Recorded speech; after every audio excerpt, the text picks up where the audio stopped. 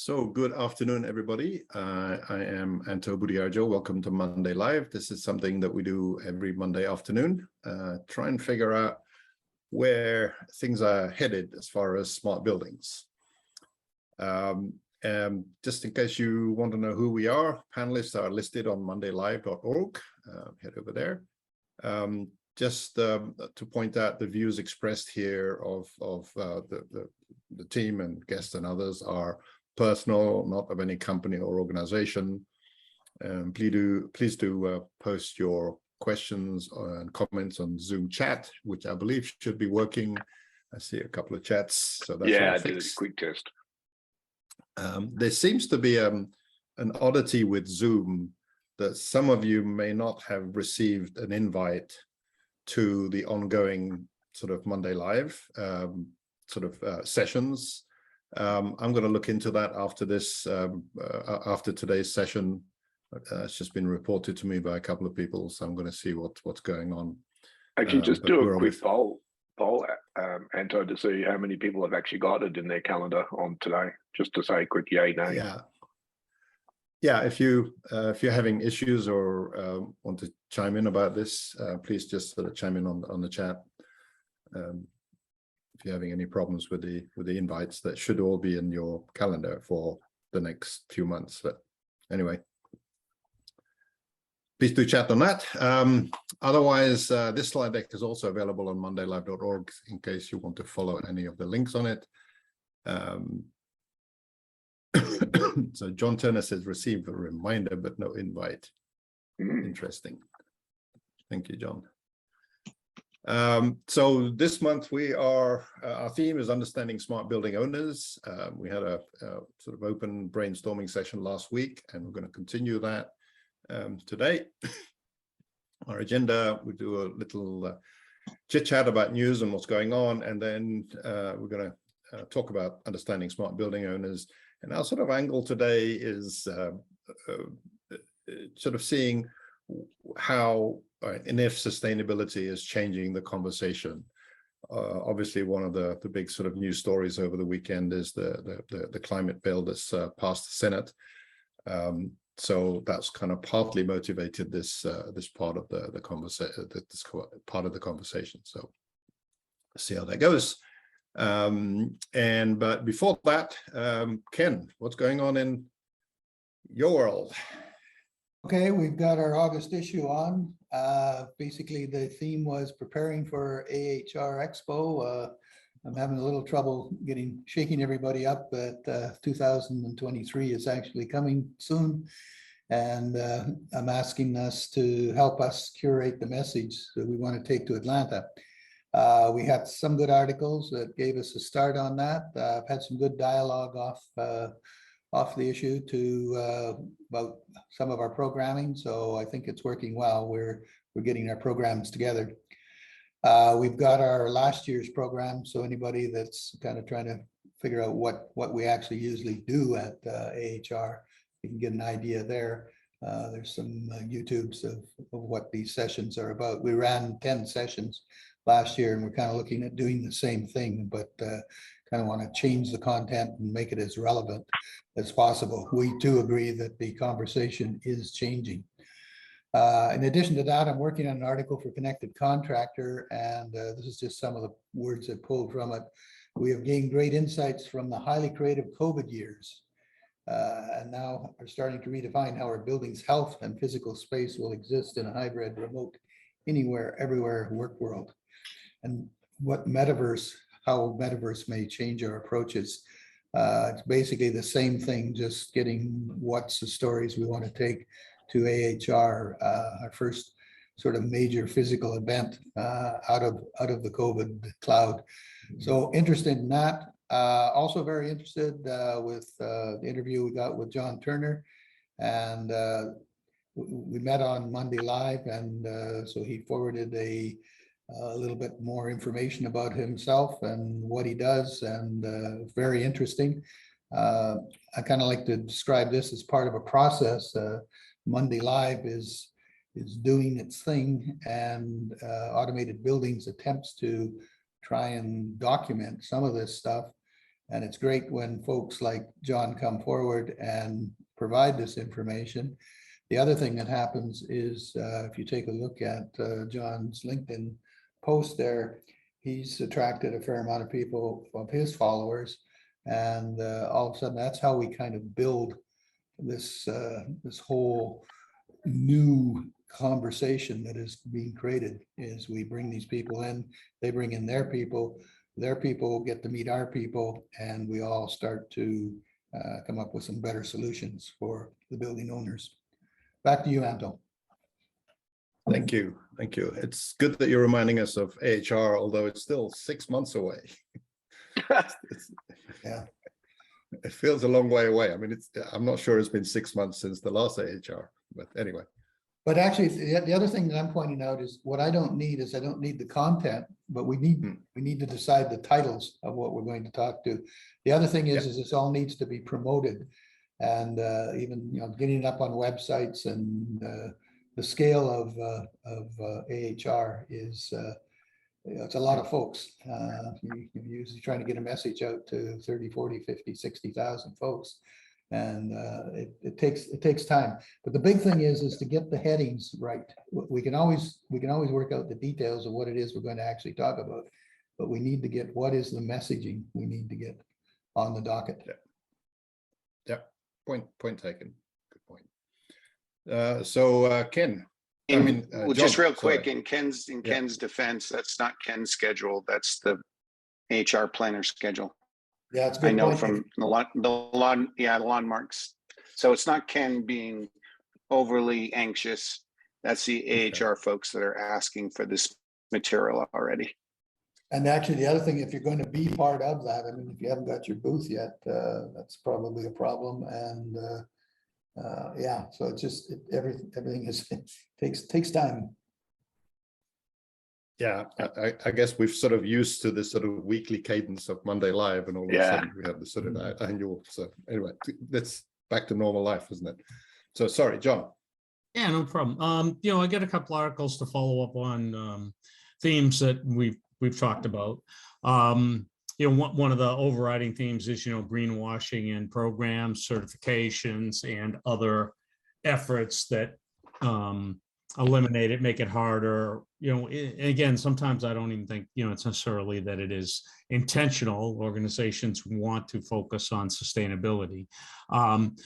So one of them, top left there, is combining electric vehicle charging, and you mentioned the passage of the bill. There's a lot of money in there to build out the vehicle charging network for the country. And one of the issues is, it's very challenging to get new services with the type of capacity that you need for charging stations installed. Long waits in many areas of the country. Here, there's an article about combining automation intelligence so that you optimize the greenhouse gas impact of charging cycles, right? So that there is some type of method or incentive that people charge at times that have less impact on the environment, right? Because maybe there's alternative energy available at those times. This is a theme we've been seeing coming up more and more, and it was interesting to see that actually written up in GreenBiz this week as one of the topics. So anybody who's following EVs, that's something you might be interested in. And it's really the intersection, right, of EVs, automation systems, and what used to be demand response, now it's GHG response, right? Let's not charge right now. So it's pretty interesting. And then the other one that I also highlighted again is around that carbon data and the idea of 24/7.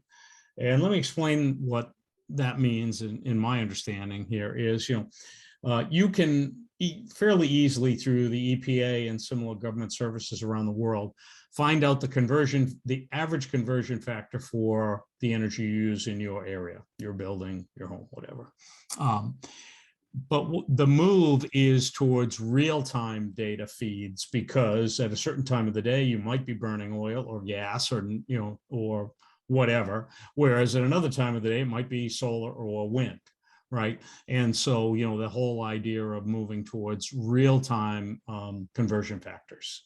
And then, of course, being able to utilize that in analysis controls and software, reporting, analytics, etc. All right, so that's what I had to share. Great. Thank you. Thanks, John. Any other thoughts from anybody else? Didn't put up a slide? Just a quick one for me that I was going to put a slide on, forgot, but I'm not sure if people caught this earlier this year, last couple of months, in fact. Australia, of course, has a new prime minister after ejecting the last guy. And they've just signed a new climate change carbon emissions targets. They're going to look to get 43% reduction from 2005 levels by 2030, which is significantly up from a 26% that they had previously committed to. So that's actually big news in the Australian marketplace, obviously, to get those emissions down. One of the other comments that came from the article, which I didn't know, is Australia is one of the world's highest per capita carbon emitters. Now, the fact there's only 10 people there, doesn't help. But so that's actually quite significant. Even though they're well dispersed, they're still high emitters of carbon, and hence their commitment to bump it up to 43%. That is aggressive. Wow. Yeah. Any other thoughts you want to share before we jump into our theme? I'm curious, Anna, so as an outsider looking in, I see a lot of HVAC building automation stuff coming out of your home country. Why is that? It seems like they outkick their coverage. I mean, or punch above their weight, to make analogies. Tell me about that. Two big reasons. One is isolation. I mean, it's a heavily isolated country. Even the cities are heavily isolated. So isolation by nature tends to generate a lot of innovation as a result. And the second one is the government has a lot of innovation programs and initiatives behind it. In fact, the reason I'm here was, back in the day, we secured $1 million plus grant from the Australian government to do some software development in this particular space. But a lot of those initiatives are based on outreach, and meaning that if you build new product technologies using government grant funding, they look for solutions that have appeal in the wider global market, not just the Australian market, because the Australian market's just too small to do so. So a lot of money backing, government backing on innovation, and then innovation by nature because of isolation. That's interesting. I would say Finland has similar things. Isolate, and the government really wants to propel companies to break the borders of Finland and get finished products globally. So that makes sense to me. Yeah, and you can see it in the numbers, like you say, right? I mean, there seems to be an inordinate high number of, and it's not just in our marketplace, it's in most markets that they do. Yeah. I think another thing that's amazing about Australia is it's in the same time zone as Asia. And it has this incredible connection that you basically, anyone that requires an English education in Asia goes to Australia. And so you've created these amazing bonds between the young Asians and the young Australians. And if you're taking a product to the world, an Asian product to the world, it's often best to take it through Australia. And in fact, that's actually an active government program, Ken. In fact, when I went through uni back in the day, the Australian government would actually subsidize Asian kids to come to school and to go through Australian colleges and stuff. So when I went through uni, I had, to your point, I have, at least half a dozen guys that I still have relationships with throughout Singapore, Hong Kong, and China that I went through school with, engineering school with, for that reason. And the government, that was still is an active program. Yeah, my daughter is an Australian citizen, so I get a bit of insight into some of this stuff. Okay, any other thoughts? All right, so let us move on to our topic, and I'm going to bring our guest on, Rick Justice. And our topic is understanding smart building owners. That's for the whole month. We're going to be discussing this. And Rick, I'll once he gets on, I'll let him introduce himself. But most of us know him as the driving force behind the Coalition for Smarter Buildings.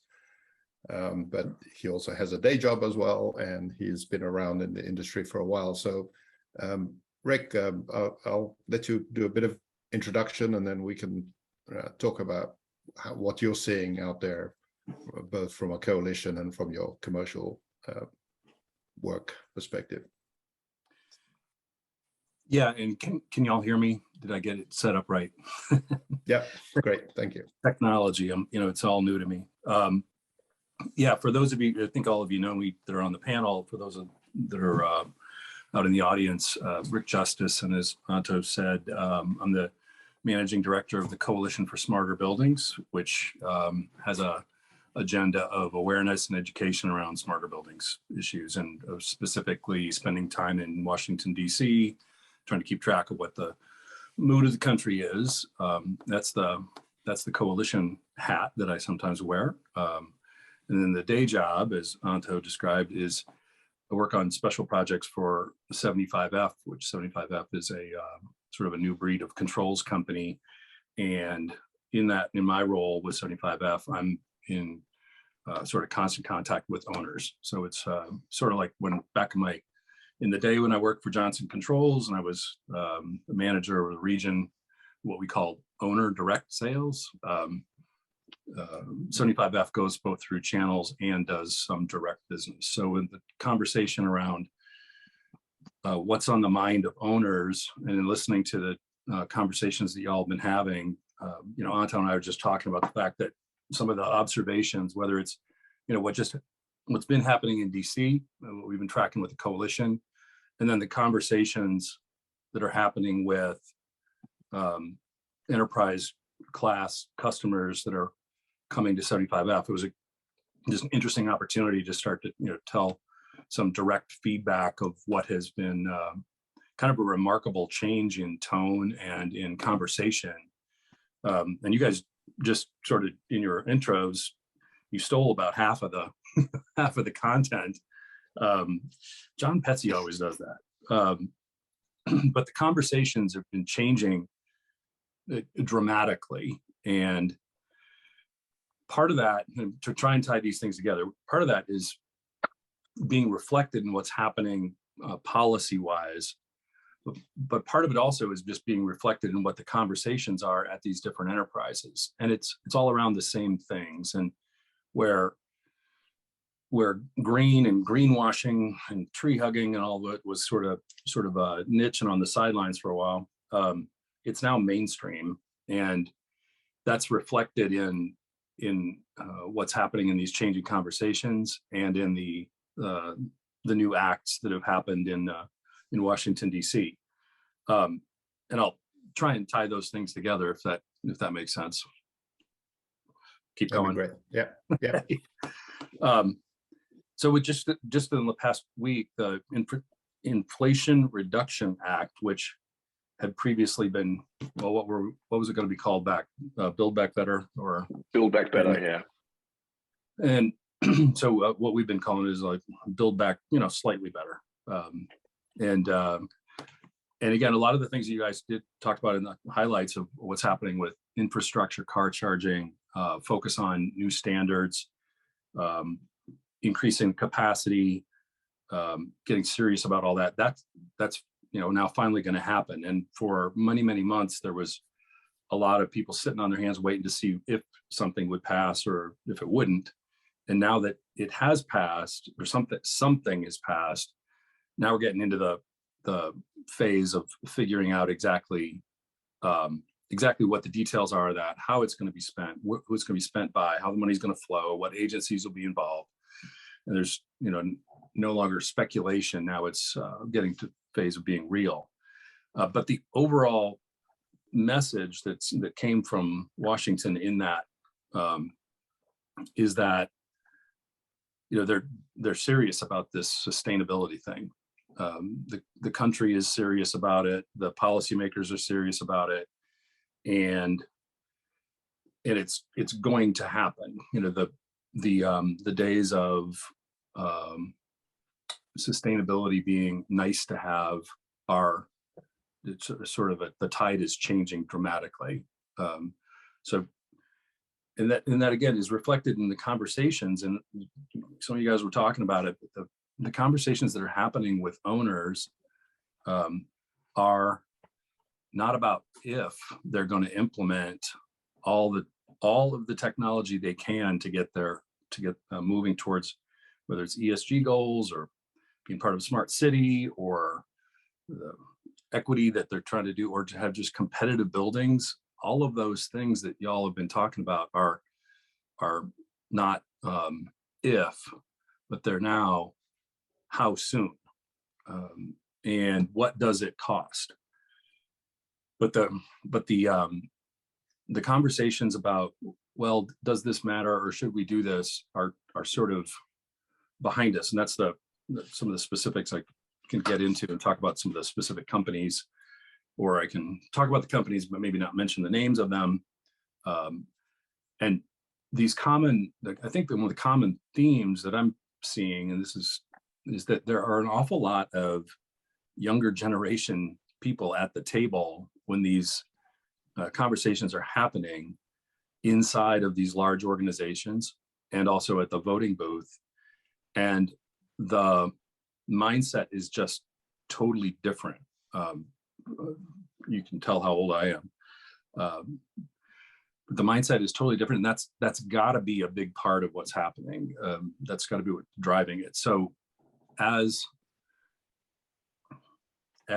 providers of these technologies, our job is to anticipate rather than wonder, is it ever going to be, in demand? It's like it is in demand, and we need to change the posture of being, waiting for the demand to being ready to satisfy the demand.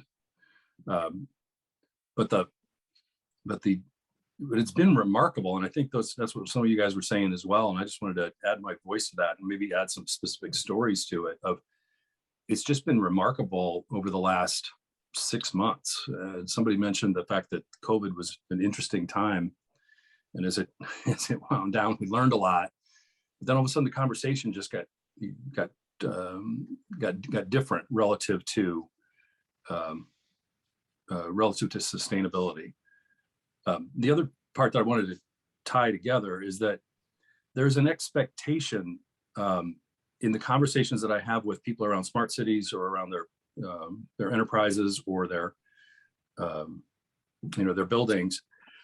There's an expectation as they invest in as they invest in infrastructure, as they move towards sustainability, there's an assumption that there's going to be data, and that there's going to be analytics, and that there's going to be apps, and there's going to be clouds.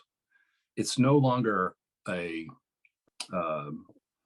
bolt-on or an option. There's just an assumption that as I move towards sustainability, however I'm going to do that, of course data is going to be part of it, because you can't manage what you don't measure. And what's stunning is that I think there's this expectation that we've been doing that all along. That as an industry, we've actually been using data, and you all know, and I know that that's not true. We've been trying to, and we got great examples of where we have great results. But there's an awful lot of places where where the data and the analytics have not been in play, and that is now like an expectation. It's kind of like somebody said a couple of weeks ago, when you buy a car now, you get the navigation, the GPS navigation system standard. I don't know if you can buy a car without that kind of technology now. So that's the overview. I've got some specific specific encounters with owners that have been fascinating that helped to bolster the case, but I thought I'd pause for a second. And just as a parallel, Rick, one of the car without the GPS, I think the next step, what I see now is all cars come with cameras, right? Front cameras, rear cameras and stuff. The interesting aspect of that is the amount of data that's being generated from an analytics perspective. It started off as, simple, interesting YouTube videos because people would post stuff that was happening all the time in the past, but now we've actually got, the video from 1,000 angles and stuff. So people are starting to think about, now that I'm getting all these cameras and videos, what else can I do with them, from an analysis perspective? And especially once you upload it to YouTube, then, all bets are off because you've given away all your rights and stuff. So my point about that is, it's oftentimes you don't know the value of what you've got until you've got lots of it. And then you start to look at it. And that's one of the things that I think we're getting to. Yeah, I want to throw a quick comment to one of the things Rick said. It's an anecdote that ties directly into the expectations around data. Going back a number of years, was out at the invite of a system integrator to do a presentation for one of their customers, of course, around analytics. And doing that, and the customer in the room stops, it kind of interrupts and looks at the contractor and said, I thought our building automation system already did all this stuff, right? And that, is really important because I think there are certain customers who thought much greater use of the data for intelligent optimization was happening, right? Yeah. And so that's a key point because I think those of us who've been in this side of the industry know that it's still, in the fairly early days of effectively using data. So. I think just to build on that, John, I've heard that multiple times from people that I've presented to the same, right? I do find that that's evolving quickly. There are now more people who are going like, yeah, I thought I bought that, but I know I don't have it. And I'm really annoyed that I don't, but what have you got? So they it's the goalposts are moving. Fortunately, I think, I'm getting more people now saying, yeah, I thought I had it, but I realized I don't, and now I'm wanted, Yeah. Mm-hmm. That expectation of data from the building automation system, again, my day job, 75F, it is standard. You do get a dashboard with real-time data. You can go backwards and forwards and look at all the different points, and it's standard, and that surprises a lot of people. And I guess that's one of the things that even at 75, I don't think they realized when they did it that it's not standard with all building automation systems, and unless it specifically is called out in a spec, you aren't going to get it.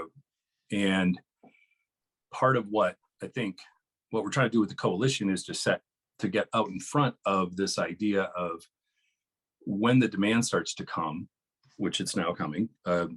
We need to be ready with, okay, here's the spec. Here's the new spec that says how do you get data.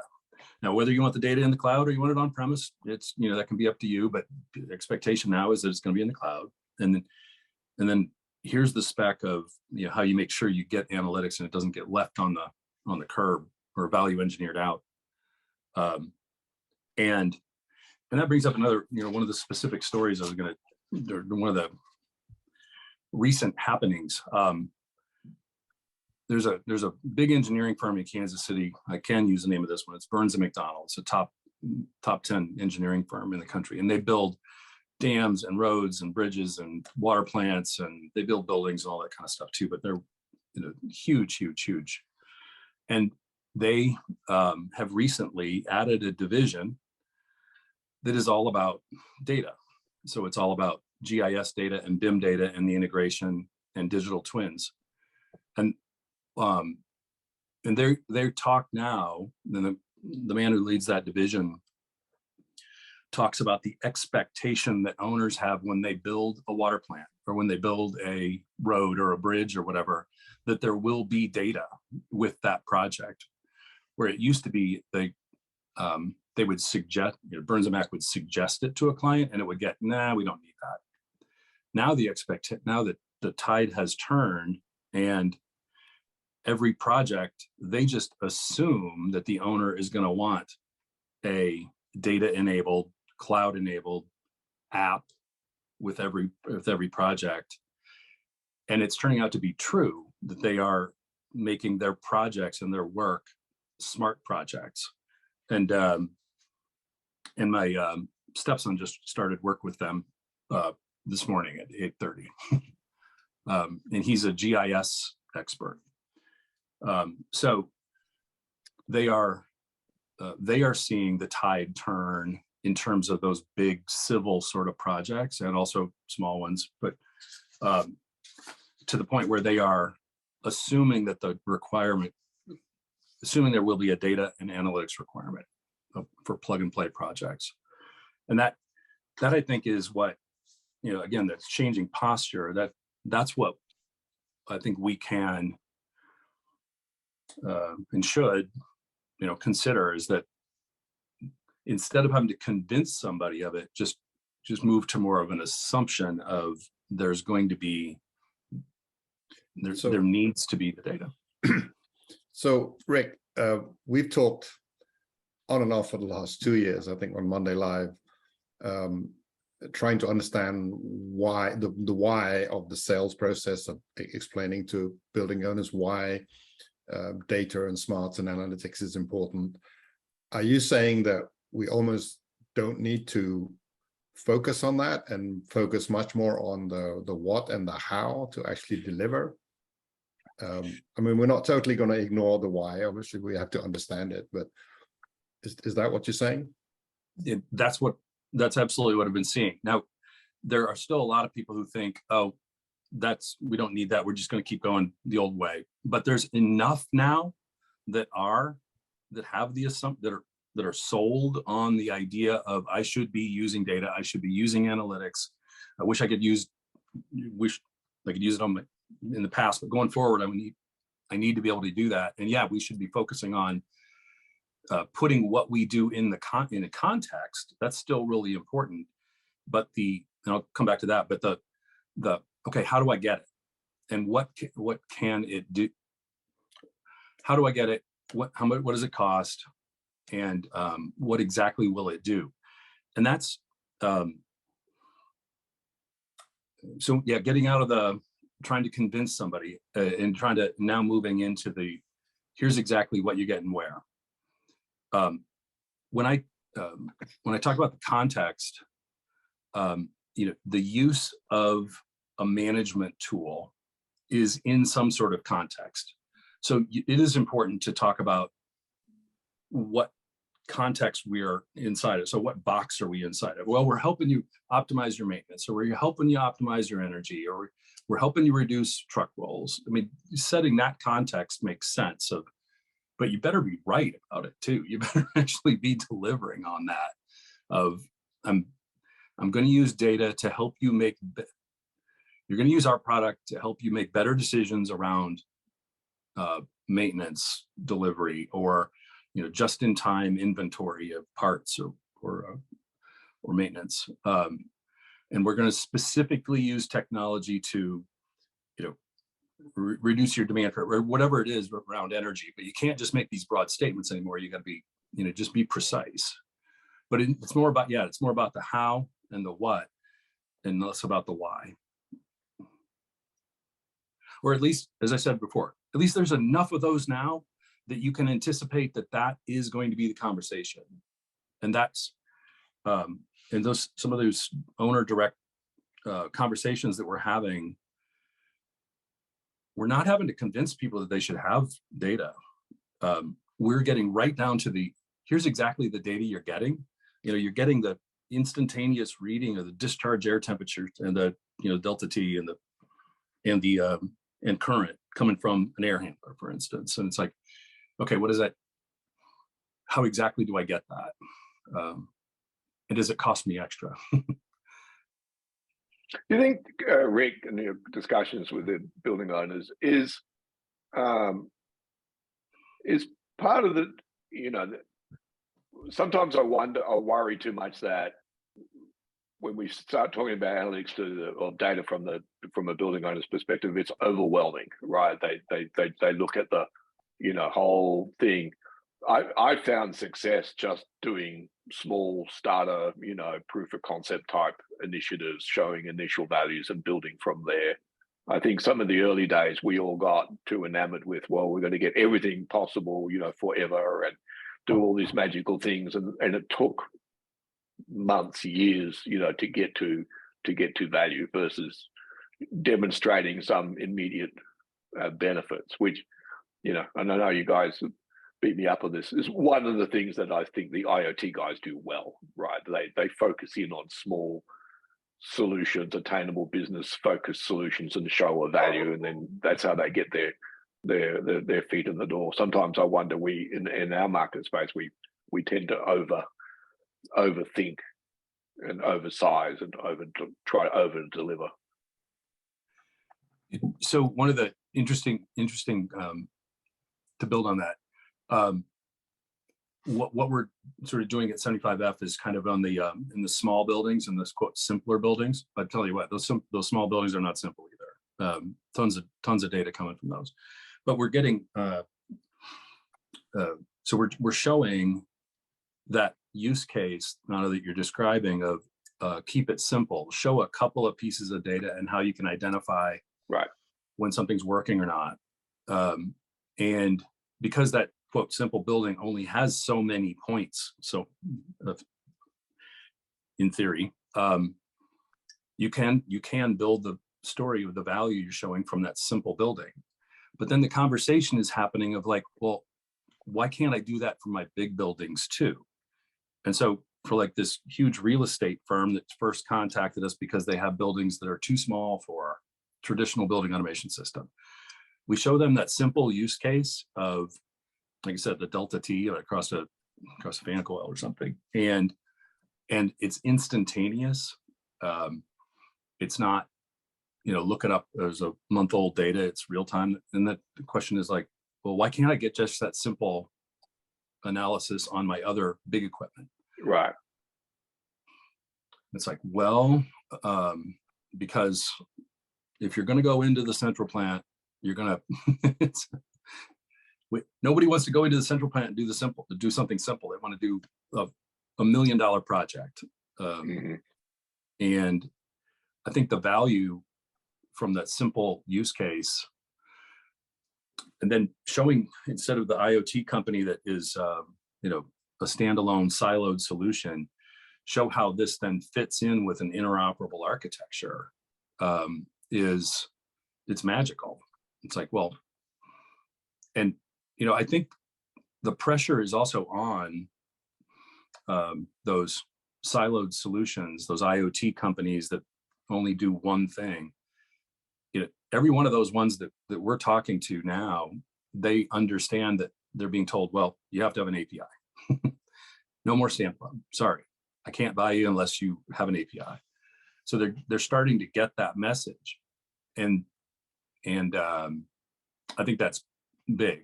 They do something simple. They allow for that to be integrated into or interoperable with a plug and play architecture, and that's becoming a really popular approach to building us. And before you know it, you've got a smart building. Yeah, I think that's the key. I think you hit it on the head. It's okay to do the small demo, pilot, proof of concept, solve a problem, but if you're going to do that, make sure you tie in the interoperability, open APIs. That has to be part of the equation, because you can do simple closed solutions, but that won't scale for you. Yeah, there's a company that we're working with. It's a electric vehicle manufacturer, not to be named. And they are specifically telling their different vendors, if you want to have your siloed solution, we love it. People counting or indoor quality or whatever it is. If you want to have that in our hundreds and hundreds of buildings that they are working on as we speak, you must be compatible with with this interoperability standard, and it's a beautiful thing to see. And and that, again, I think that's why these IoT, quote, IoT companies are rapidly trying to figure out how the hell to make themselves interoperable, is because the owners are telling them they have to. And it's absolutely what we're at 75F where we were. It's like, you thought you could sell us this standalone, really cute control system, but you can't unless you make it compatible with an API or BACnet or whatever. How well versed do you think building owners are in that sort of language, or do they need help? Because one of the things that we keep talking about here on Monday Live, of course, is the dearth of the consulting engineer that has evaporated in our space. That used to be the guy that the building owner would go to for that sort of language. Well, it's a really interesting. So my experience just over the last couple of weeks is, again, this electric vehicle manufacturer. They're very, very, very advanced in that conversation. But then another conversation that I had just last week or 10 days ago, doesn't matter, was with the city manager of the city of Kansas City. And I talked about the approach that we have towards interoperability for us. If you're going to build out your smart city, to be able to have the parts be interchangeable. He was like, "Oh, yeah, great," because our other vendors, like a company that starts with a big red H, they just want to keep selling us all their stuff, and we really want to be able to have choices at every level of the tech stack. That's coming from the city manager. He would think it'd be all about policy. Wow, yeah. So that's the other thing, is I don't think I'm that unusual in the conversations that I have with these owners, where they very quickly can articulate the things that we really wonder whether they can articulate. And the answer from what I've seen is yes, they can. And you should anticipate that that's going to come up. So I guess, and Scott's got a question out there, same sort of question. Are you the ones that you're talking to? Is the percentage of people that you're talking to high in that side because they're the ones that you seek out, or is it and you've discounted the others? So Scott's question is, everything you've just said, what's the fraction across your spectrum of what you see from building owners for those who get it? And also what the trend of that fraction. Yeah. Well, it's a great question. Do we just happen to seek out, and people seek out us, or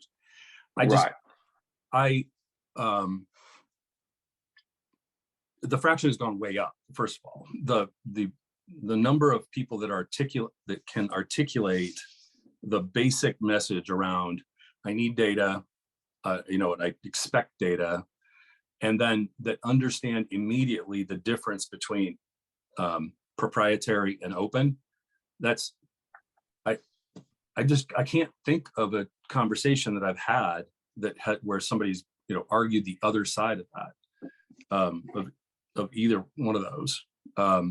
Now, but the perception has been, and the reality is still stuck in it being expensive to do. And that's partly what we're trying to streamline with the coalition, is to make it more almost like a commodity. So instead of having these expectations cost another large number of percentage points, kind of like when LEED got the black eye, it cost 12% extra or whatever it was. That's still lasting effect. So but the percentage of the conversations with building owners I'm having, every one of them is asking about ESG and sustainability and analytics and data. So, but again, kind of like I was joking with somebody about a couple of weeks ago, when I was in college, I only saw people that liked me. Right. I don't know who the rest of those people were. Right. And at some point you realize, oh, you are surrounding yourself with people that are like-minded. Well, it's happening more and more. And again, that's what I'm articulating, or what we're seeing with the Inflation Reduction Act, the large numbers of people that have this expectation now.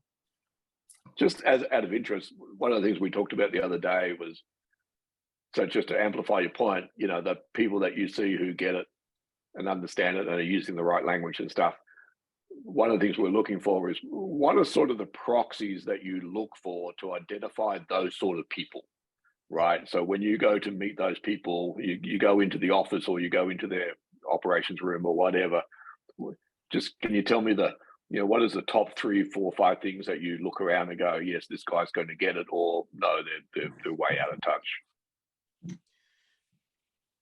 Yeah, that's a great question. And again, over the years of doing owner direct selling and teaching people how to do owner direct selling, the keys that you're looking for somebody that that is going to be open to the message. But see, now it's all around us. It's like people are using they're using apps for everything, and so but a couple of key questions that get you rolling along the right lines are, the whole concept of, you can't manage what you don't measure. Apps for not for everything, but for things that matter. Drop things like, not the internet of expensive things, but the internet of everything. And those are ways to start to sort out, is this person sort of tuned in? But I got to tell you, when in policy circles, and some of you guys have been to DC and you've heard from those folks, they are tuned in at the policy level. And you know why they're tuned in? It's because their constituents are tuned in. And I don't think I've ever made that point. When we heard from Republicans consultants and Democrat consultants, they all talked about how the policymakers are tuned in to the use of technology to optimize or make more competitive or make more efficient. Why are they tuned in? We never asked them that question. Their constituents are tuned in. So politicians don't make stuff up. We've also accused them of that.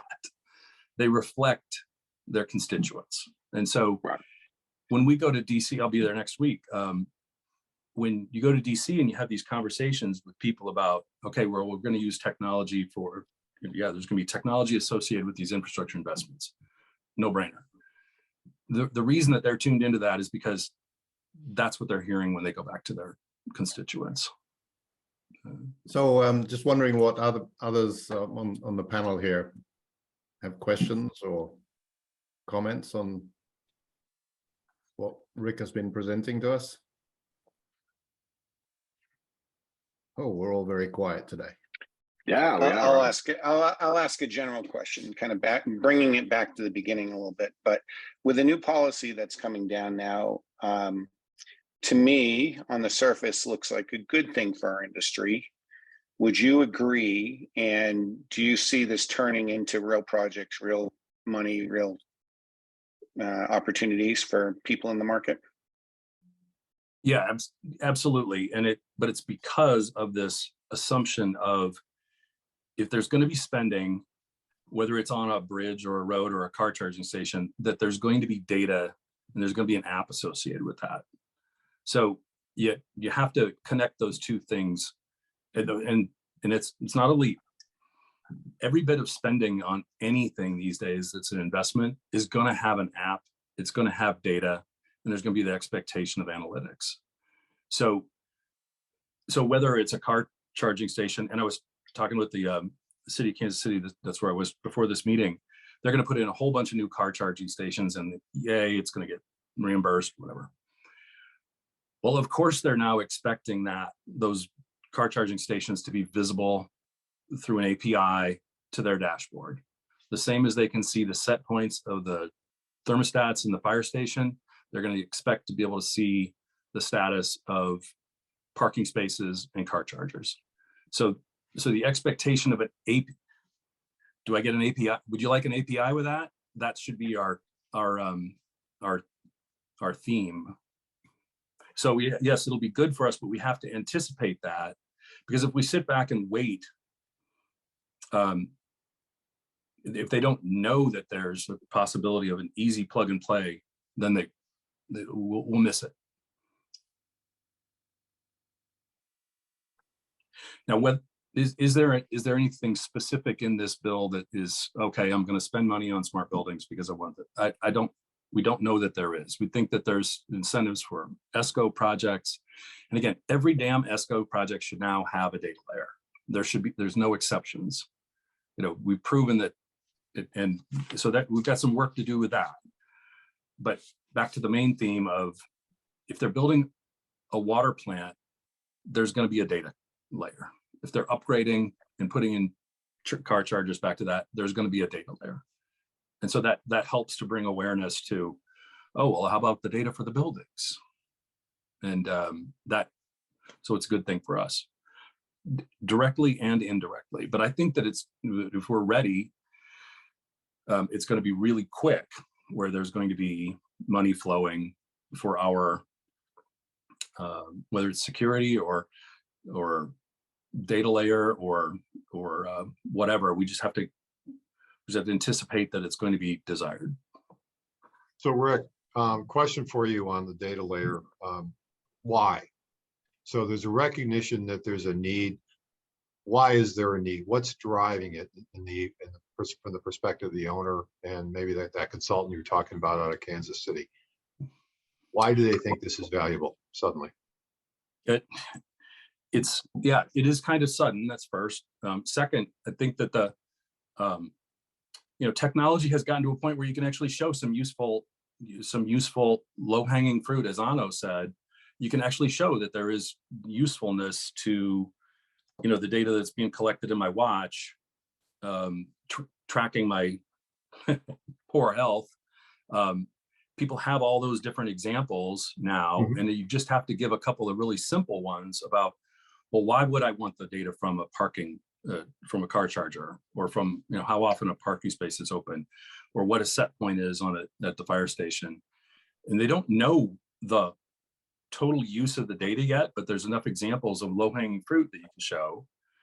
And they've all seen that we didn't realize we were going to find some of these other devices that are in our life now is useful until we started getting the data. Yeah, I guess my point, Rick, is we've had real-time status and alarming on data for 3 decades. So the industry has been, producing that level of data for 30 plus years. So there is, and has considered it valuable in terms of running a building.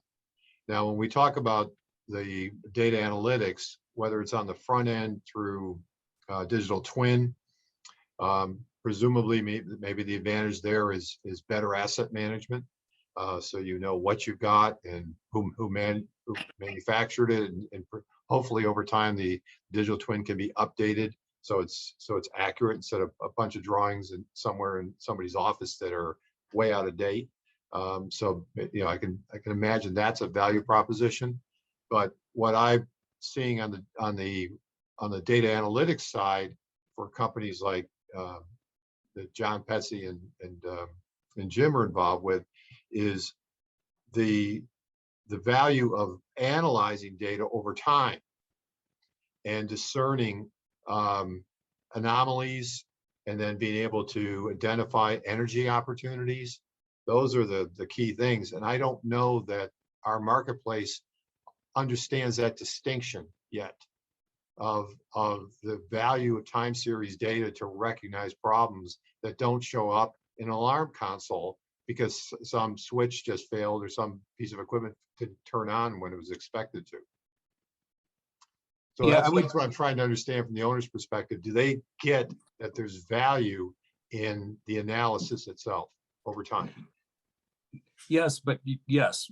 And the concept of you have to have a baseline, you have to have a lot of data before you can start to do anomaly detection, before you can do machine learning. You have to have, people are starting to become more conversant with that too, which is great, because everybody thinks that we suck at math, but there's more understanding around that than ever before. But the other thing I would challenge is, yes, we've been able to do alarming and gathering data, and we've been able to do analytics for 30 years, but we haven't been able to do it at this scale, at this price point. And if we keep using if we keep saying, well, we could do this 30 years ago, the reality is we couldn't do it at the level of the, and the simplicity that we can do now. So that, which I think is a key point to be able to talk about. It's like, well, we can now do it at the scale and with tools that are mainstream.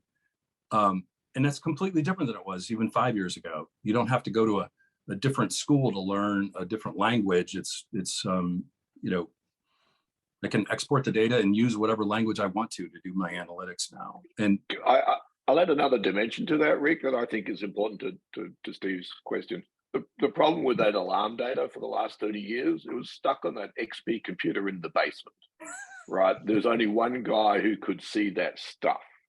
And I think what's changed, and you know, back to my analogy with the cameras in every cars now, and people are uploading all their videos on YouTube, and there are people now mining that data from YouTube because they can.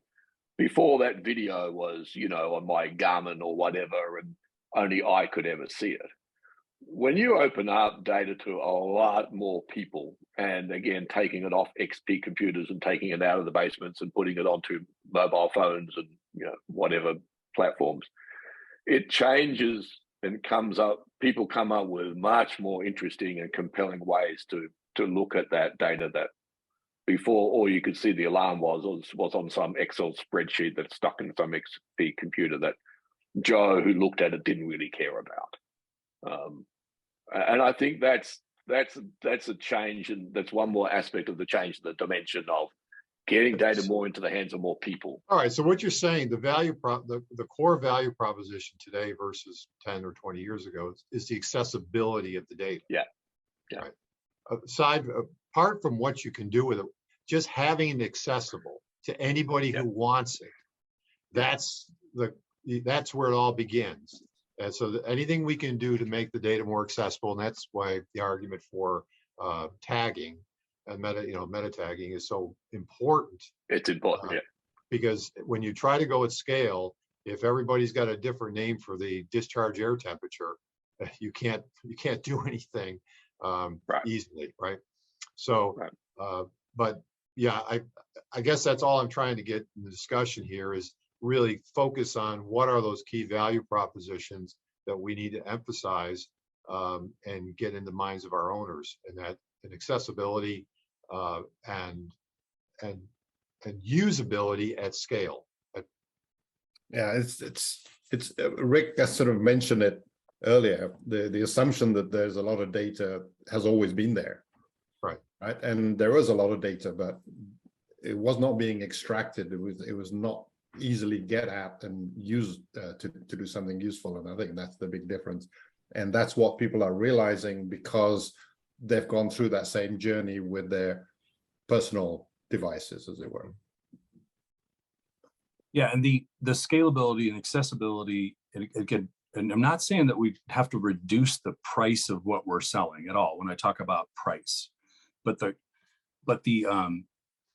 only place you could get data was from expensive things. And again, I go back to this Internet of expensive things is what we really did. We connected stuff over the years that were expensive, high value, and because it didn't scale to put sensors onto everything else, it just didn't. It now does. Again, it's just a really inexpensive mini split that I'm getting 10 points of data from, and to be able to show somebody. And then on the other hand, in the other part of the building, they've got a really expensive HVAC, but you can get both of those things now onto the internet, collect data, and get them ready for analytics. So we need to start to wrap this. We're at the top of the hour. Yeah, how time flies. John or Jim, you've not said very much. You want to wrap up, one of you? Go ahead. Yeah, I'll throw one out. First of all, scale's important if you have scale. You don't always have scale. One of the things that always bothered me was that, everything was talked about big data. It's, as Mark Peacock said, it's having the right data and being able to use it. And it isn't always about large scale. And I don't think we want to convey to building owners and operators that analytics isn't for them unless they have large scale. You want to add anything to that, Jim? I think not. I think that's a good summary. I would say that, you know, from my perspective, it's the owner and the education of those owners that is still very important. And, you know, all this time later, I still don't know who the owner is. So that's my problem. I don't even know who we're selling to 30 years into this.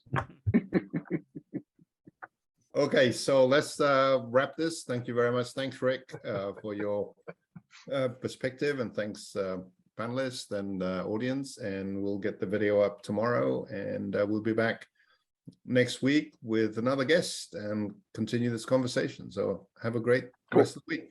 Bye-bye. Excellent. See you guys.